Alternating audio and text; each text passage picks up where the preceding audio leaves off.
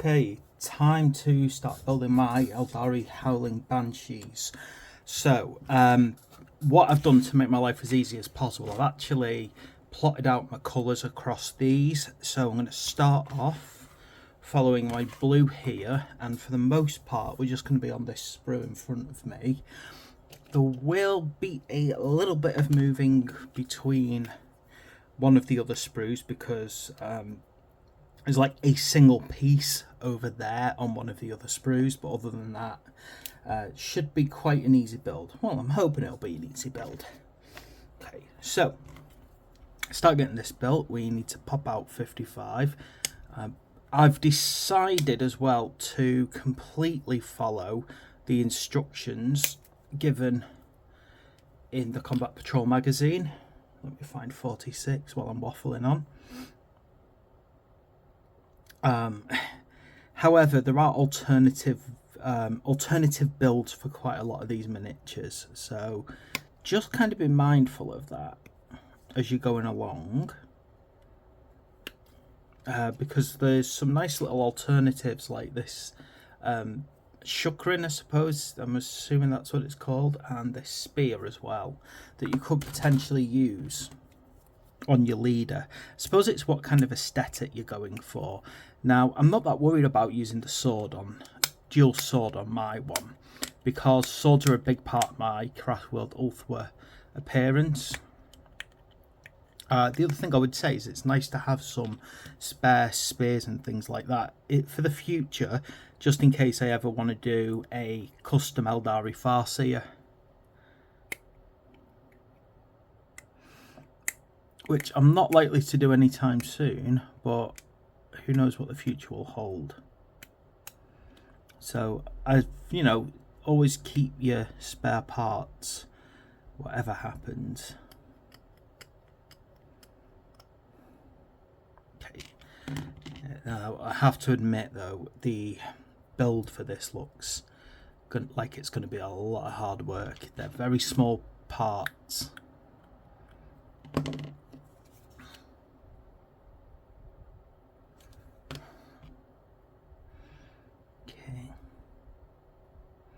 I think this is the right foot. I'm going to assume it is. It's just finding how it goes in.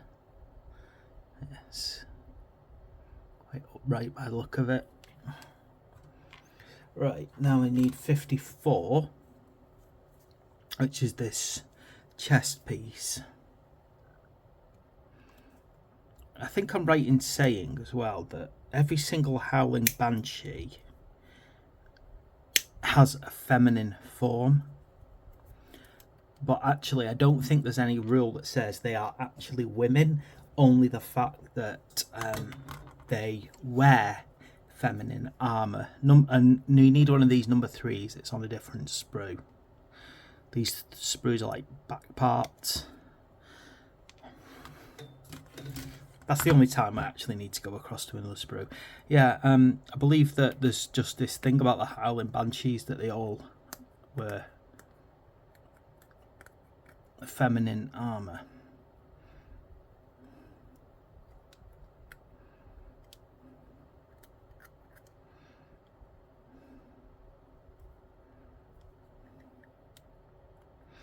So yeah, it's just one of those things, isn't it? You know what, I don't have a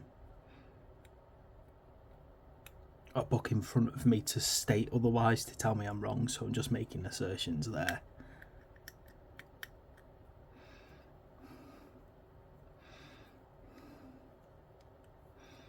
God, this is a hard thing to clean up.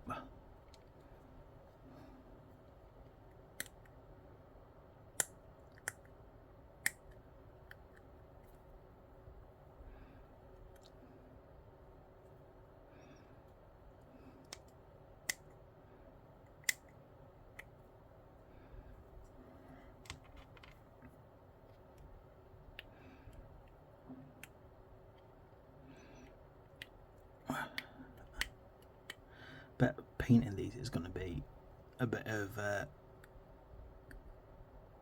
battle as well.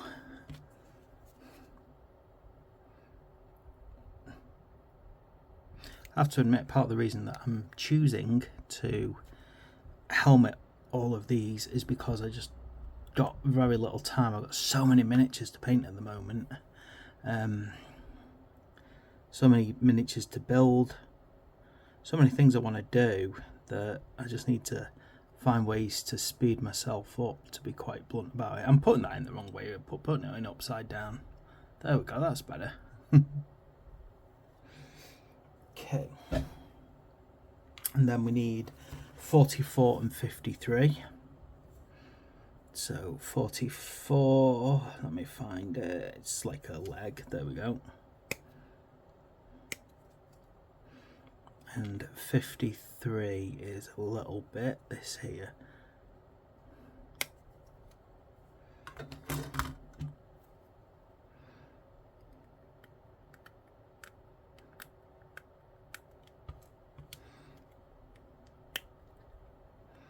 You know what, I've still got another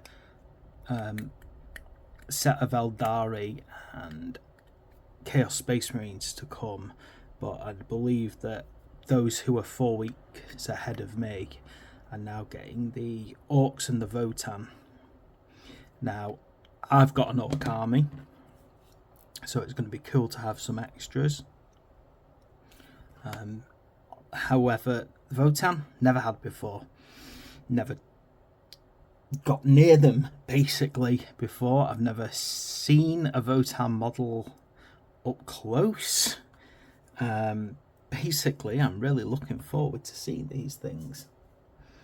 Right, let me get this right, because looking at how they... right, yeah. See, those two little bops there, those little nipples, sorry. I thought that they might be spirit zones, but they're not. They're actually an attachment for that. Okay, what else have we got here? And then, oh gosh, this leg's going to be fun to attach, isn't it? Look at it. Dry fit it first, just to make sure.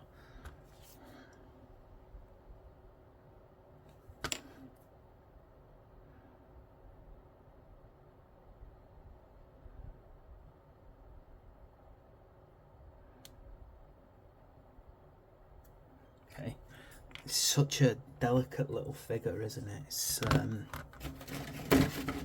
very nice. I like it a lot.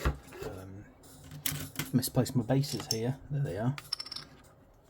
Like so many of the Eldari, they just feel a nice size. Right, give that a chance to dry up a bit while I start snipping out the actual weapons. So, need to get the head constructed first. So this is 51, which is this one here. It'll be fun getting this out. Oh, I need to get myself a new, better quality set of clippers. These cheap ones that I'm kind of reduced to using, they're not bad in a sense that they do the job, but they feel odd when you're used to the more expensive one. 49.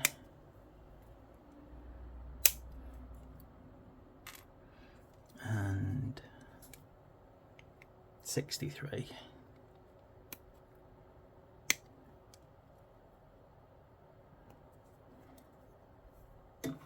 So it looks to me like there's a few different hair sets on these as well that you can find. As I said, there's lots of options on this leader. Come on.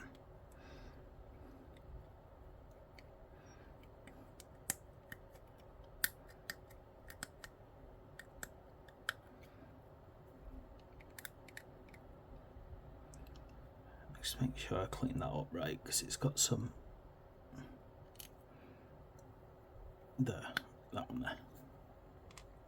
Hard to reach places on it that I can see.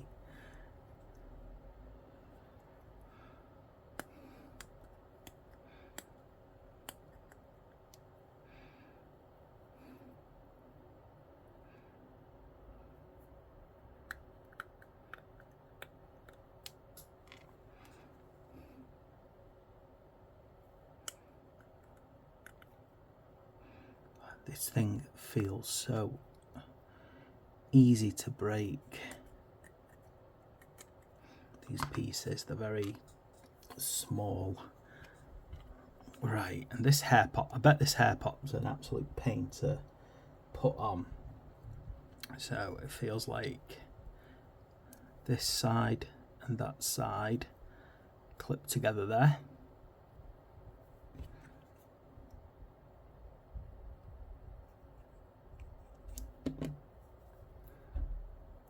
Like so.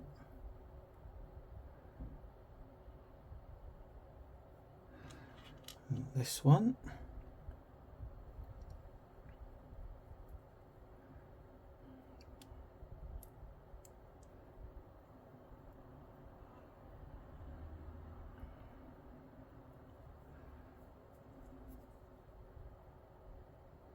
Goes on here.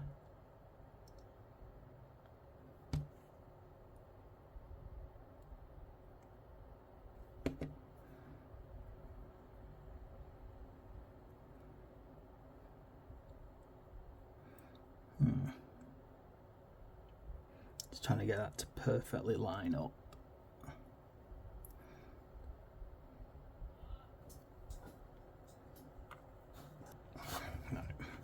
Just let that given that an opportunity to dry a bit, because these are really little pieces. They're going to be an absolute pain, in my opinion, to glue on if they've not had a chance to settle. But it does seem to be quite a neat little fit, that.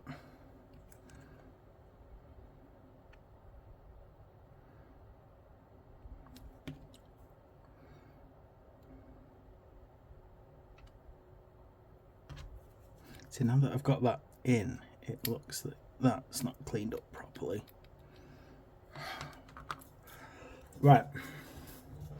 Now I need to put in part 66, which is this head. And again, just have a look, because there seems to be quite a few different head options. So helmet removed, a tall spiked helmet by the look of it, but I'm going to go with what they say, number 66.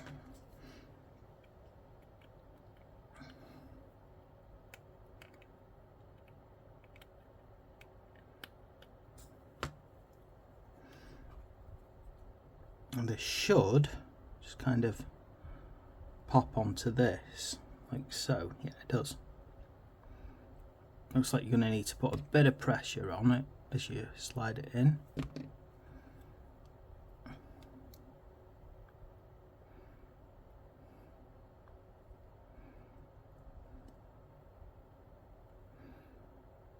But it does seem, I'm just trying to work out if it,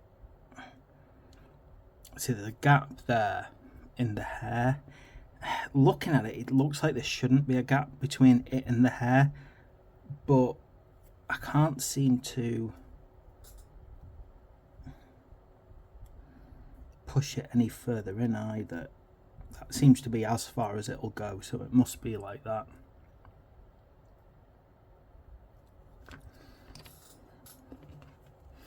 Okay, and now choice of weapons. So I'm going to go with number 60.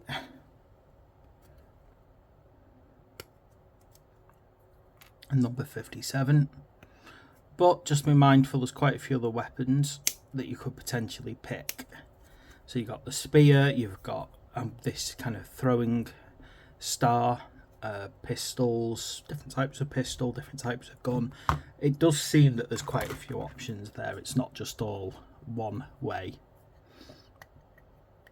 Oh, now this is going to be difficult because I've got to tidy this up without damaging it, which is always difficult. You've got things like a curved blade.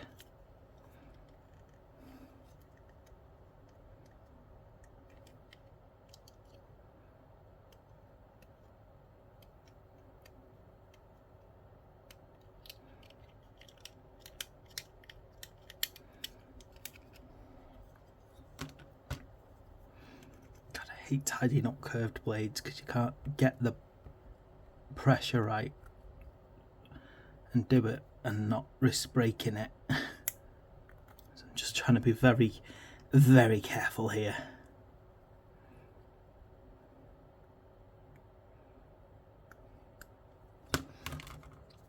I said, I think what's going to really be a slow process of putting these together is just having to constantly wait for things to dry.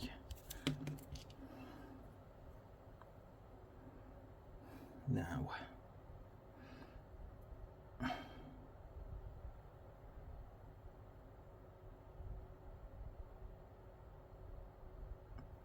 have that nice and folding backwards.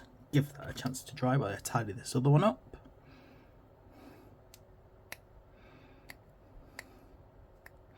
In a lot of ways, I'm glad there's so many alternative weapons, because I suspect at some point while building these, I am going to snap a sword. I'm going to break something, trying to gently fix something. Right, and then this one. Now I'm looking at this, so they've got it in a reverse grip,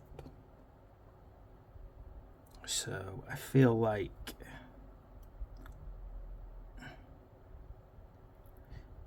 no, that looks weird, doesn't it?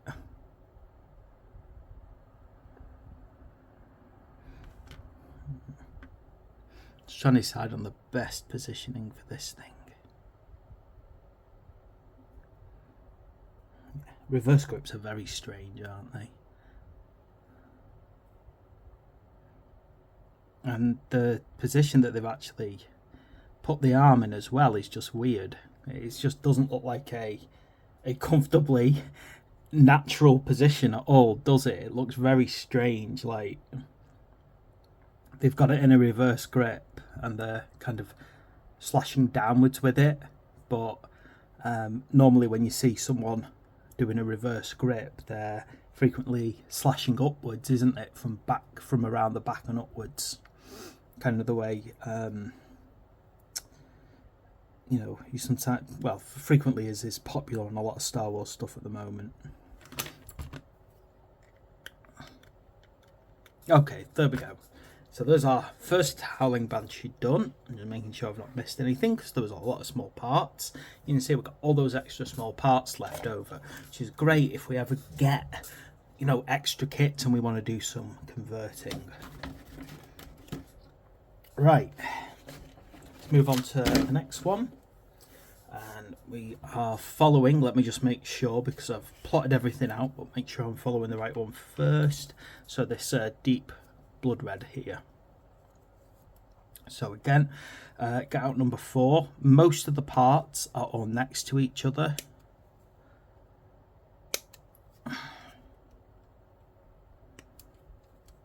However, our number 3 is just here.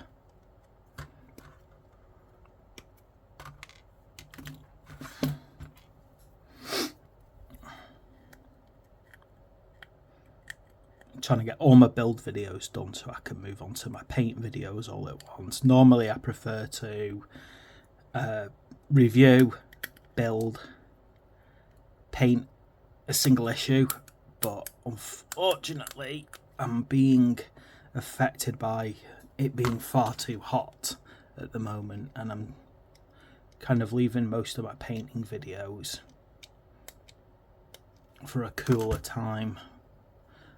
But I fear that that's not going to come anytime soon, and I might just have to try my paint videos, really moisten up my wet palette. But for now I'm just going to try and build. Not to mention the fact that I've got 2 Kill Team kits sitting around, with 2 more on the way that I want to get done, and I actually enjoy playing Kill Team. It's actually the one that I really want to get done.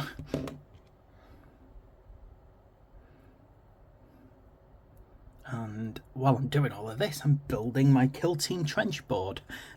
So I've always got, I give myself far too much to do, don't I? Right, now we need to get out number 6. Let me find number 6 over here.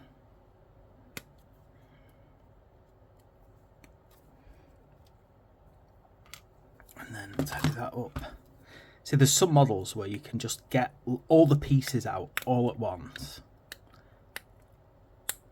and start putting them together, but these aren't those, because what you need to do is you need to slow yourself down and give the little bits enough time to glue on, bond properly.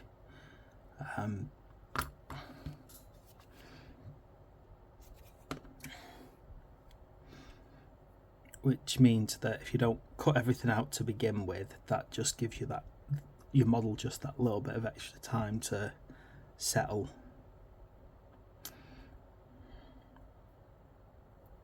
Come on. You can see how it goes on, it just doesn't want to. There we go. So see, these with the twisty bodies, it can be, you know, a bit problematic trying to, so you need to make sure that they've given it a chance to settle first. Right, part 13. It's one of these little gun holders.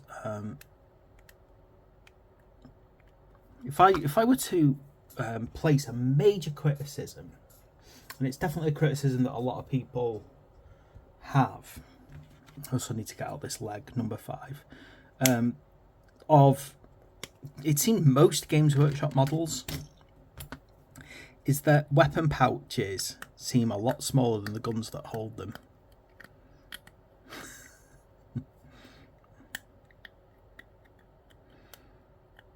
Like, this seems very tiny. If it is a weapon holder, it seems a lot tinier than the gun that it's supposed to hold.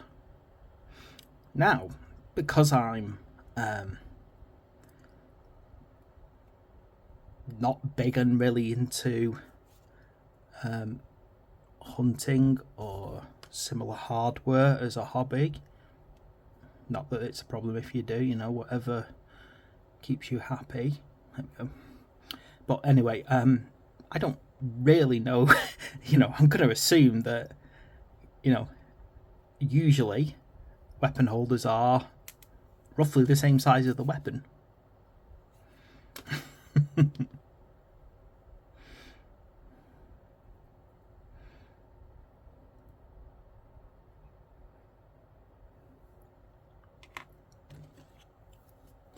Right, now I need 7 and 8, which are the weapons. So 7 being the sword, 8 being this little shrieking pistol. Again, some very little pieces here.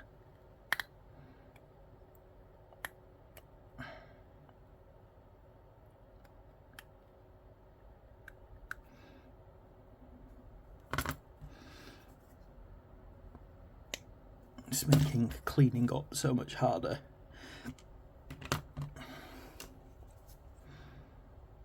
Again,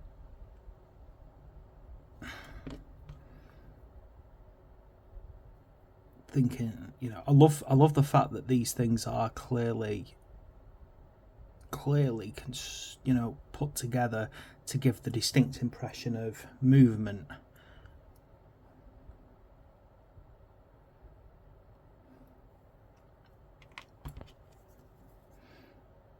A very nice kinesthetic design.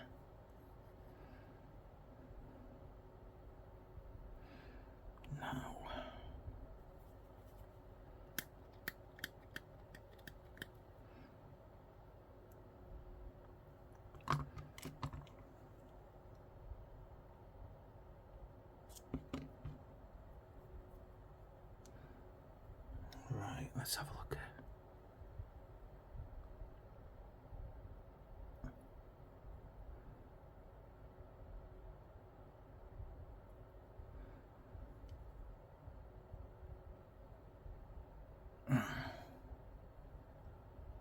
Yeah, the sword needs to be quite high up.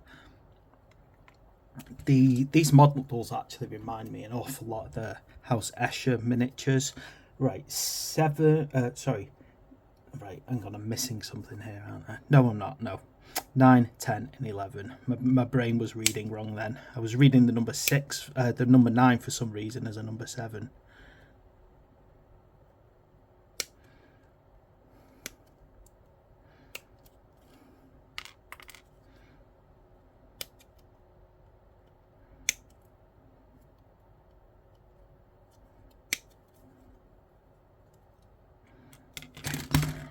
again, get this nicely tidied up.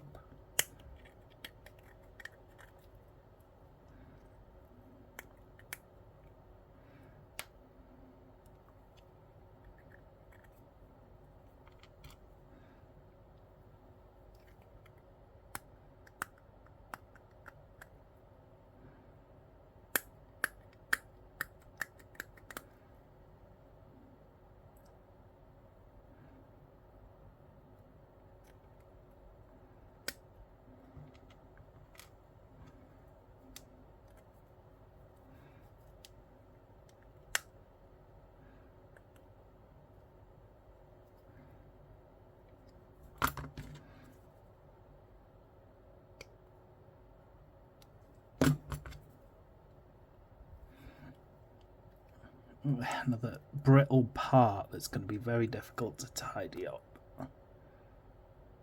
I'm just going to have to slow myself down and do it gently.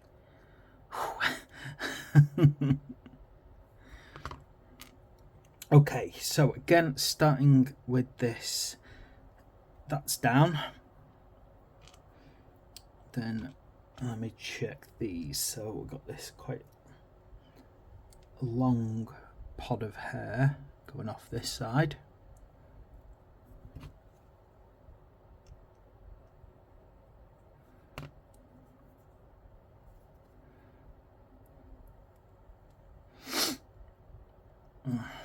On a completely unrelated topic, I finally got round to watching season 2 of Stargate Universe. I love Stargate. I think it's really, like, fantastic set of series. Probably going off on weird randomness here that we've got to pop something like that.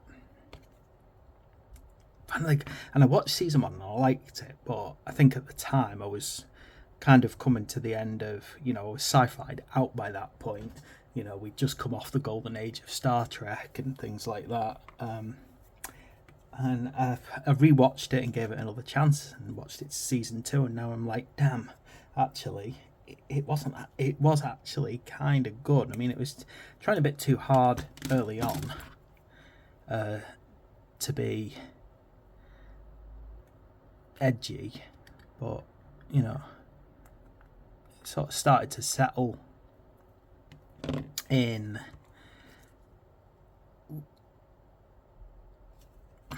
season 2, and now I'm like, dang, what they need to do is they need to reboot it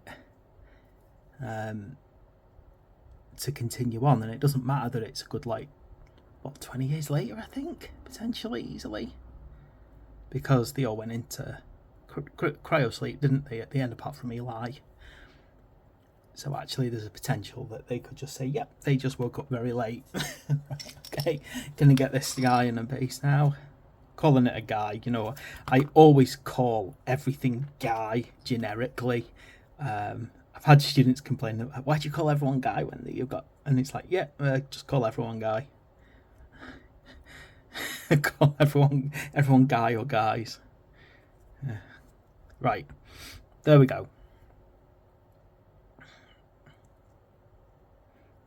This one's going to be a pain to glue on. It's going to keep tilting, isn't it? Okay. Now, while I'm kind of holding this one in place, make sure I've got the right... Yeah, I think I'm following my green now.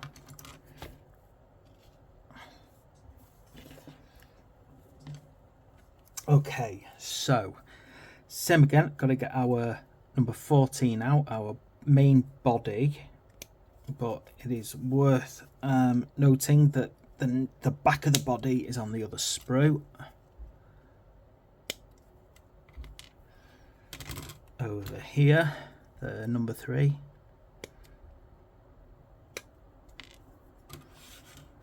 Kind of that little universal part that they've all got.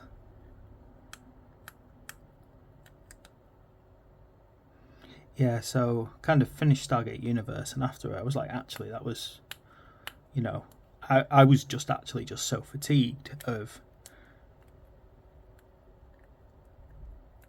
sci-fi by that point, and I was starting, to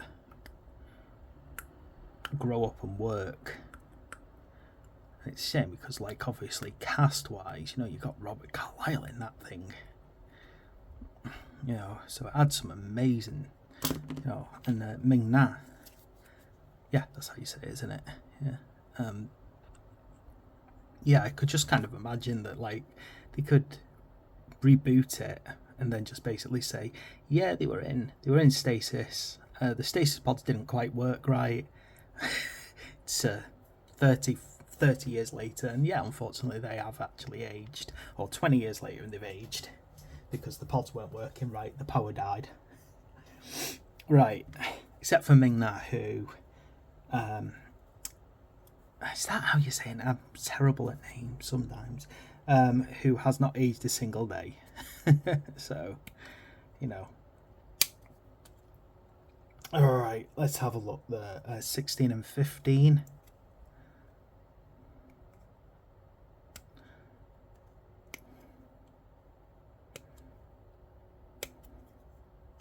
I keep telling myself I should come up with a proper subject to talk about when I'm doing these videos so I don't waffle and talk about any current thought that's floating around my head. But I am 100% certain that even if I did that, I would still just go off on a merry adventure in my mind, because that's how I am.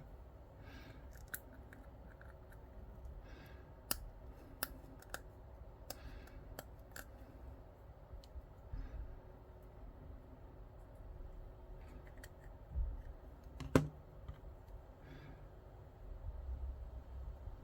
dear. I think I was being overzealous with my cleanup and I damaged the pin that goes in there. Which means the bond on this is going to suffer.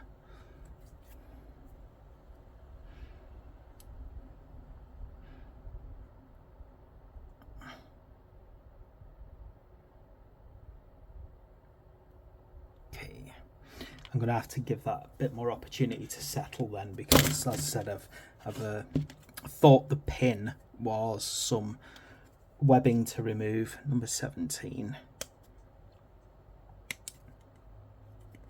I should have seen that wasn't webbing, but it's not always easy, is it? Hey, I can hear an ice cream van.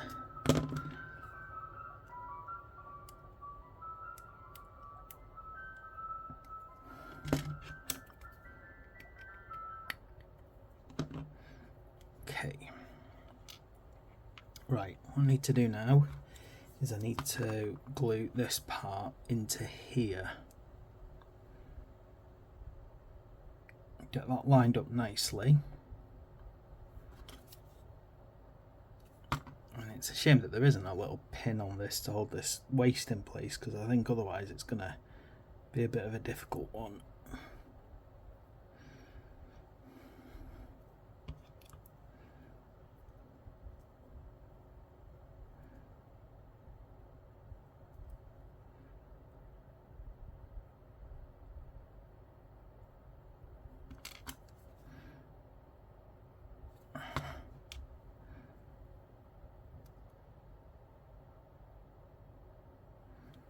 Yep.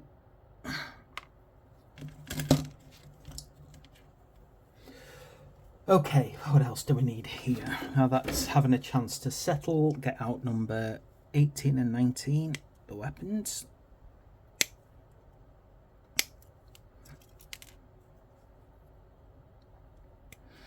See, it's starting to actually work well, this, because I decided to make my Eldari Guardians as Stone Guardians. So I'm definitely building a craft world that's geared towards hand-to-hand combat, which leads me to kind of say I hope that the Wraith Guards can be built with hand-to-hand only option when I finally get them, because I really just want to stick to a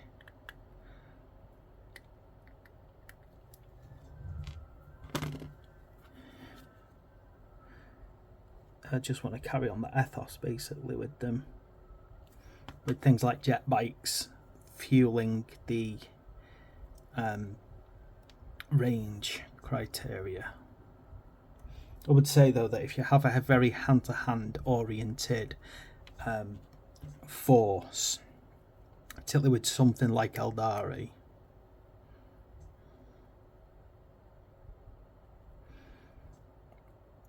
you're probably going to have to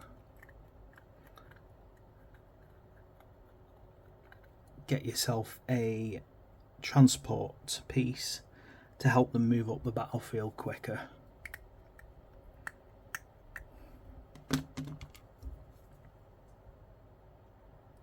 Not entirely sure which dedicated transports can be used by quite a lot of Eldari as well. Right, how does this one go on? So it feels like there is actually a little like notch.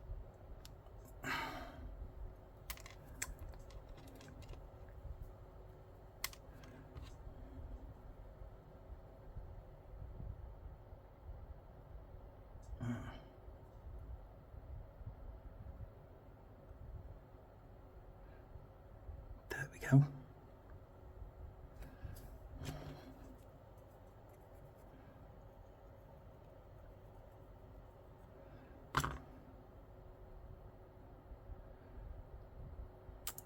Definitely one of the least stable of all of them, I can tell you that.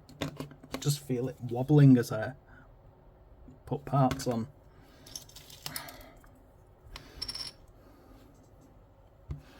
Let's give that a bit more stability later.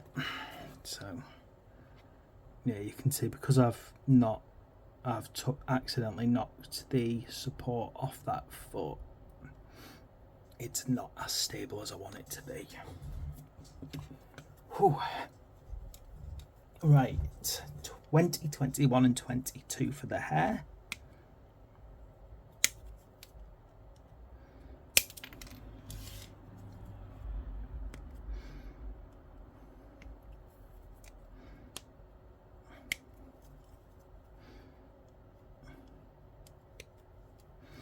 I think one of my biggest worries coming up is the orcs are coming. And you think, why would that be a worry? You said yourself you collect orcs. Right, slight problem. I've never painted my orcs up. I've had them for ages and just I can never decide on a colour scheme I'm happy with. Now, I've come up with concepts before now. And I'm going to admit I like the idea of doing blue-skinned orcs because I like to push things and be a bit different sometimes. However, as far as actual colours go, actual clan colour, I just can't make a decision. And that's left me with my orcs just kind of sitting there gathering, well, not gathering dust because I keep them in a box on my display over there. But what it does do is it's making me kind of reach a point where it's like, oh gosh, I've got nowhere to hide anymore. I actually have to prepare my build videos, paint videos for them. Now, my intention has always been to do palette swaps. So whatever colour the Leagues of Votan are down to be coloured, do that for the orcs and vice versa. However, I'm reaching a point where, as far as I can tell, the colour scheme is going to be the Goth orcs. There we go. The Goth orcs, the Goth clan for the orcs, and I don't know what colour the Votan are, to be quite honest. I'll have a look at that in a bit. But to be honest, it's kind of left me going, I don't like those palette swaps. Nor do I want to break my own rule of only using paints that we got with Combat Patrol either. So you can see that I'm kind of pushing myself into potentially a bit of a hole, and I'm very much like, okay, how am I digging myself out of this hole? How is this going to work? Is this right? This is, isn't it? And sorry, 23. 23 for the helmeted head.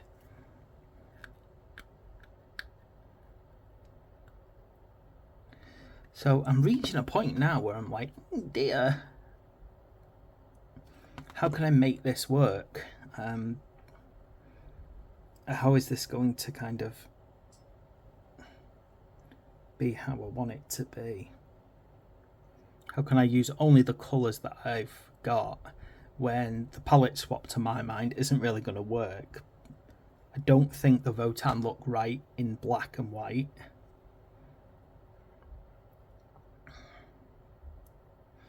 That leg's going to keep wobbling. I'm just going to kind of lie him down, this one down, down to dry,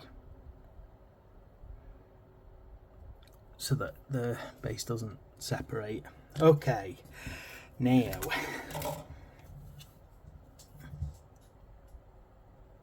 moving on to the next one. Ow. Oh, oh, sorry, knocking my camera flowing there. Right, I am following, I think, my yellow now, so 24.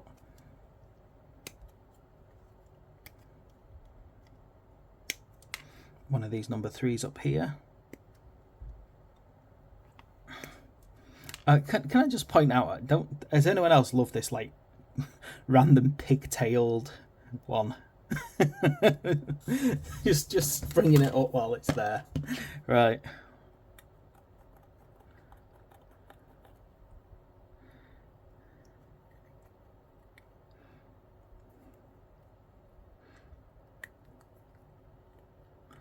It's like someone decided in the design team, it's like, right, every single one of the Howling Banshees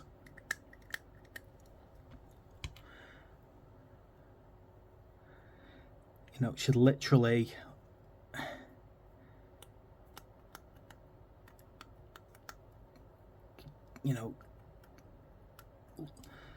look like a 70s glam band. Except one who's going to have pigtails for random reasons. Isn't it? Hair like a 70s band. And then one of them's randomly got pigtails, and it's like, what? Why? Okay, 25. I'm going insane now. I've been building this for too long. My back's spasming, and now I'm just going completely off my trolley. I've waffled on about almost anything you can imagine in this video now. I'm going to get back on, head back on track. The Votan. I believe they're in a kind of an off-green colour, so like probably similar to Sons of Horus in colour, I think. Now, again, because orcs are green in skin tone, if I'm going to have green-skinned orcs, can't exactly have their clothing green either. You can see where I'm going here. It's starting to kind of potentially cause me a problem as I'm going forward. What colour do I do them? Now, okay, with the orcs, I kind of think I have an idea. I do like blue skin on orcs, and I was thinking like maybe starting off with like a blue undercoat. Let me get out 26 while I'm waffling on.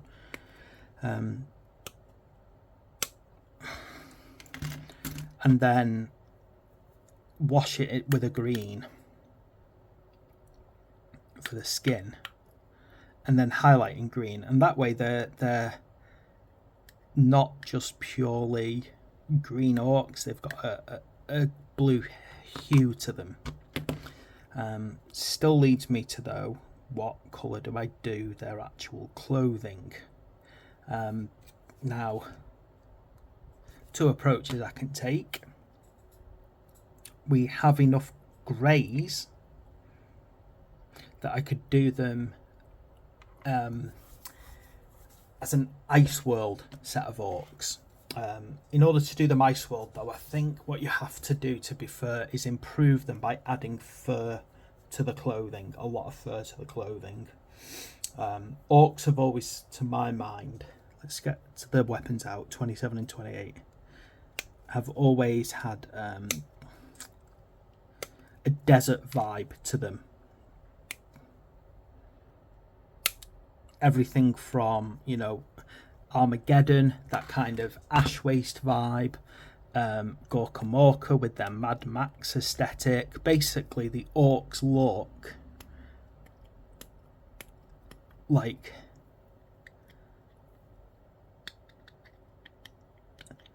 they're fighting their way through a desert environment, short sleeves on them as well, you know, with their vests on. Basically, they're a bunch of British hooligans on holiday. Yeah, you know, making us all proud.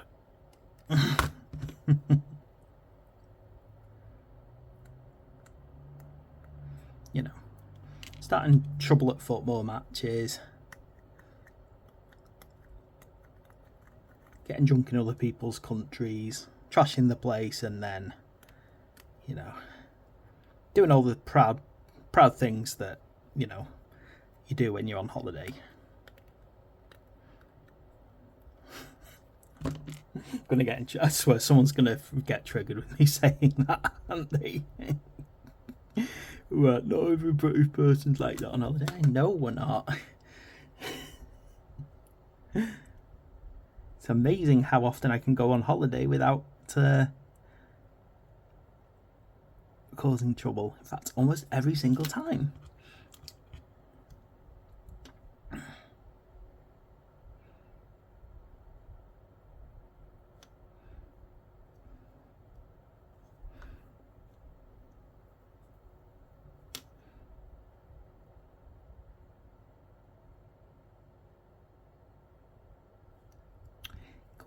Go on. It's like a kind of a little notch that it has to go on to be right.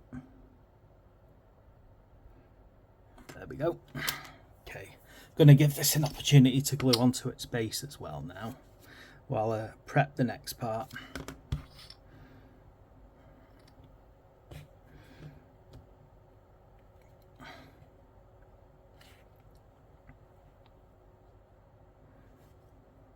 Come on, stay in your base.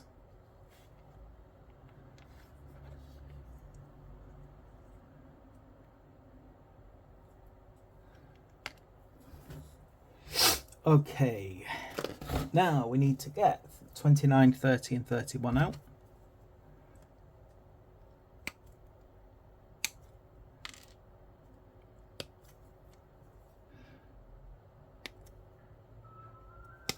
I think a really good game I've played recently is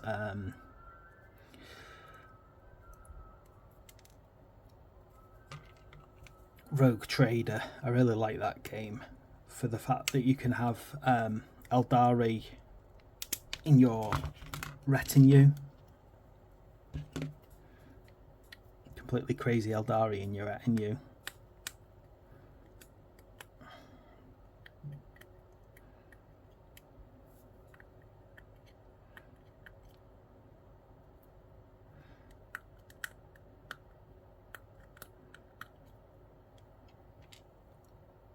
And I kind of like the fact that as your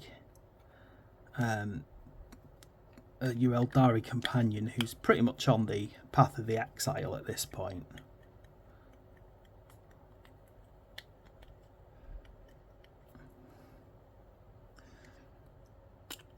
I kind of like the idea of that craft world. Well, not a craft world per se, but the idea of Eldari Corsairs. So, not happy with the craft world type of living.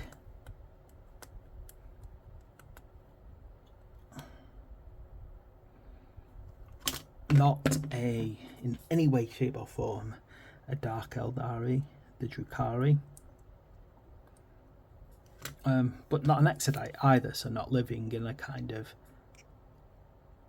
fantasy world, herding dragons. And yes, that's a thing with the Eldari. It's pretty much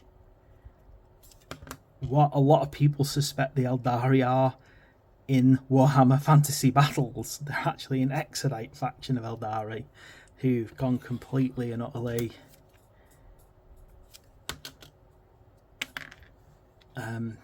old world, you know, basically fantasy. They actually probably could potentially return, but you know,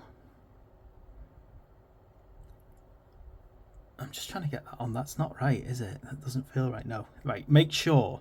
See, it's got a weird positioning, this one.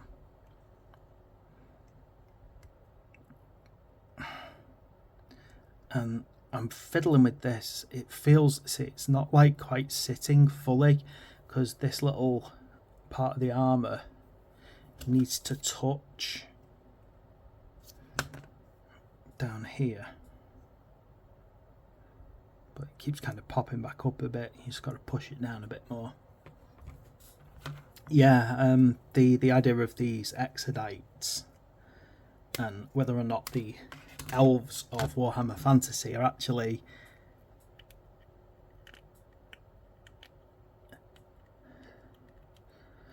Craftworld Eldar who choose to be there. They've abandoned their Craftworld long ago, or if the old ones created them as like maybe even the first elves, the Eldari, as part of their experiment on the old world. But I just like hypothesizing stuff like that. Yeah, so I like the idea of a exile, any kind of exiles or corsairs. It just gives you a different flavour to the Eldar. Okay, we're getting there. Number 34 and 32.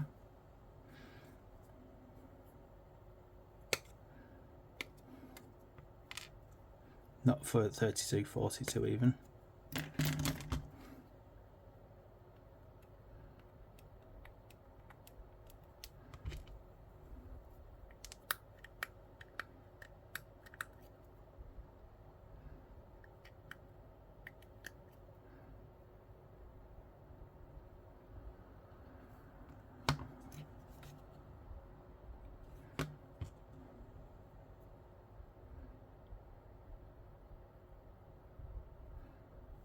Okay.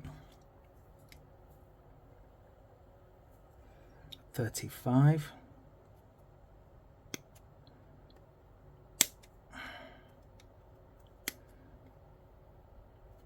So I'll be glad when this is built, but after I've built this, I've got to start hitting the demon prince, or daemon prince. I prefer pronouncing it daemon.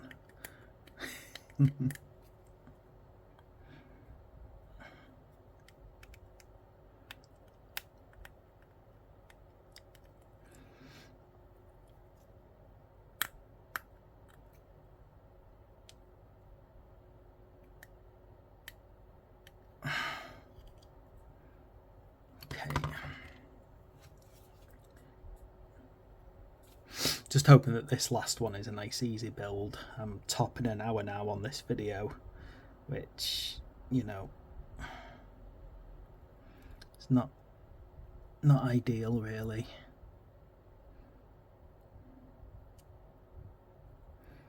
I should have guessed when I was building this that it wouldn't be a good idea to do a single video, but I did it anyway. Now I'm kind of wondering if it's a bit too long. Okay, I need this 33 out here.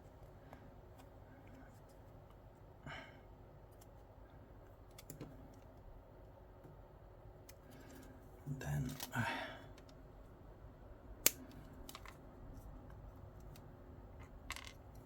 okay, and then a number 3.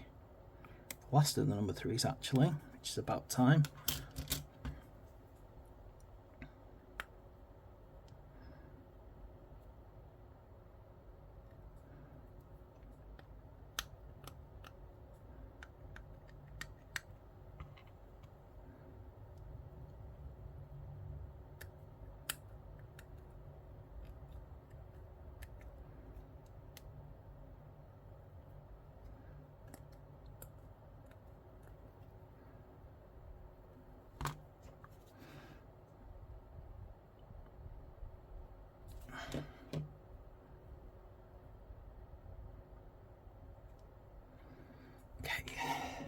We're getting there. We're getting there. What's going to happen is basically I'm going to stop this video when I'm done, and what's going to end up happening is I am immediately going to break down crying because my back is in such agony at this point, because why I thought it was a good idea to sit here for an hour doing a video. I've still got my Demon Prince to do, which is, you know, going to be another one, so I'm going to have to go take some painkillers. Suffering from chronic pain is horrible. I tell people it's my back because it makes things easier to say, oh yeah, I've got a bad back, and then they go, bad back, really? Yeah. And it's like, what, really? That's what's causing you all this problem? And it's like, yeah, it's not the bad back like most people get. It's full-blown chronic pain. It's just easy when I say it's my back. Right. Waffling again.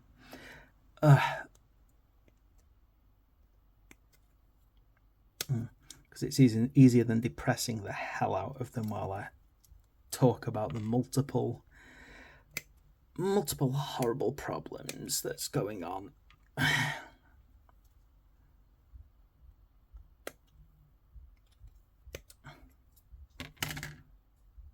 Yeah, I just say, yeah, I got a bad back, and then someone goes, yeah, my back hurts as well. And it's like, yeah, okay.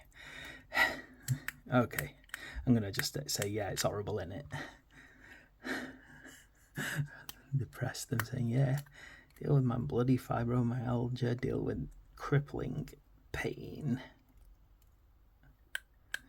the constant depression and anxiety that comes with it. Deal with that shit.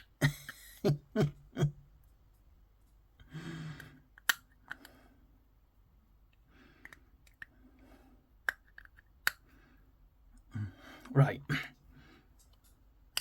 Do that and still have a job.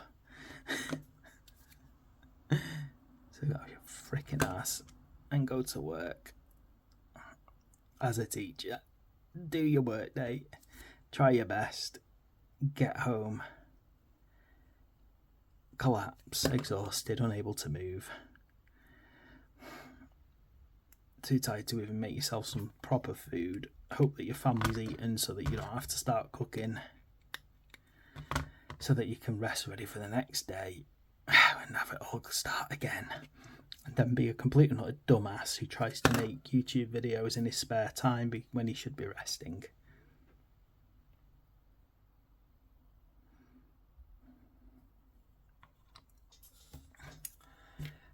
Right.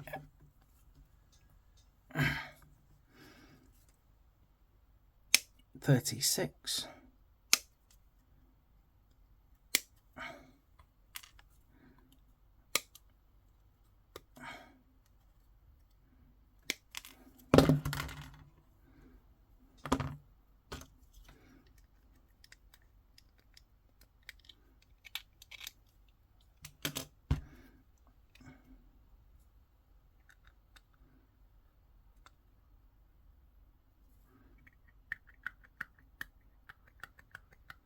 Right.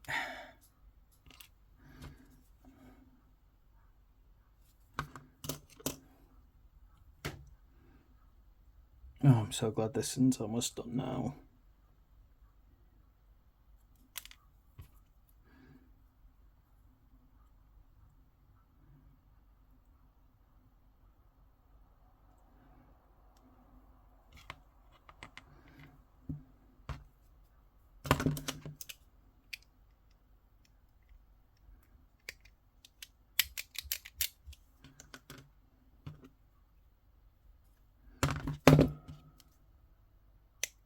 I got this little bit to do, then I got the head to do, and we'll be finishing off.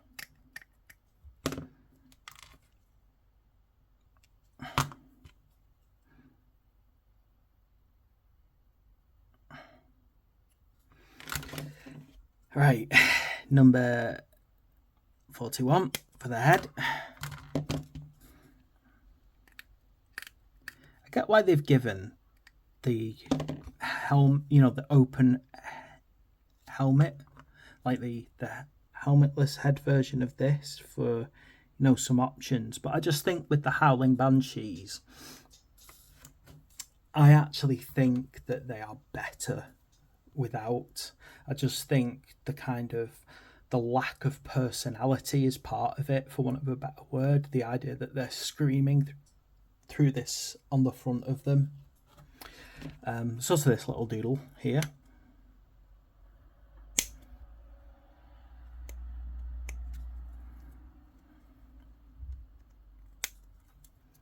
Which is the icon of Moray Heg.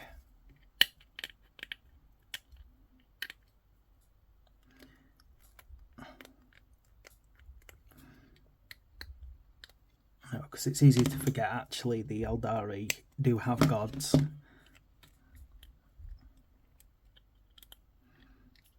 And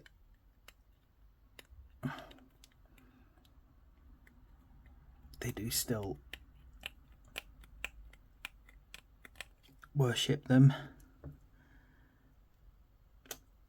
Right, I think that's done now.